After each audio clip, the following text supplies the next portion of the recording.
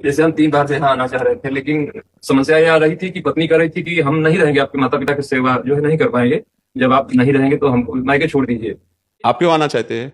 वहीं से यूट्यूब से सुनिए, नाम जप कीजिए, हमारी बात को समझिए। यही कर्तव्य पालन को देखना है। हाँ, प्रार्थना किया, राजी किया, एक दिन के लिए कभी निकल आए, ऐसा नहीं है। विद्रोह भक्ति नहीं सिखाती, ज्ञान ये विद्रोह नहीं सिखाता। पत्नी को वहां छोड़ दे, माता पिता को वहां छोड़ दे, हम जा रहे हैं वृंदावन, आवश्यक नहीं है। वहीं सुनो, भाव करो, नाम जप करो, उनकी सेवा करो, वही काम बन जाएगा। कभी अवसर मिले पत्नी को मना के कि एक दिन हो जाऊं का, बिहारी जी के दर्शन कर आऊं, संत समागम कर आऊं। आपकी अगर राजी हो, आप भी चलिए। अगर आपकी राजी ना हो तो आप एक दिन संभाल लो, मैं हुआ हूं। नहीं जाना, ठीक है, फिर 10-5 दिन बाद फिर प्रार्थना करते। प्रियता, वही हम कह रहे हैं, उसी को समझना है।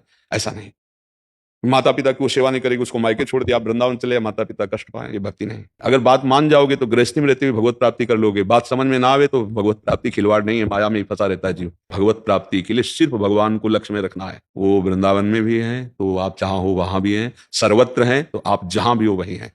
सोचो, अगर आप वहां से प्रवचन सुनकर के इतना परिवर्तन कर सकते हो तो ये प्रवचन सुनकर भगवत प्राप्ति भी कर सकते हो। जरूरी थोड़ी है हमारे पास भाग भाग करके आना, परिवार का द्रोह पैदा कर देना। अगर भावना करोगे कि मेरे गुरुजी मेरे शाम, तो तुमको दिखाई देने लगे, स्वप्न में आके उपदेश हो जाएंगे, तुम्हें भावना में नजर आने। भागने की जरूरत नहीं, ये कोई प्राकृतिक बात नहीं है, ये भाव की बात है। आप वहीं से भाव करो, वहीं से समझ में आ जाएगा। ठीक है।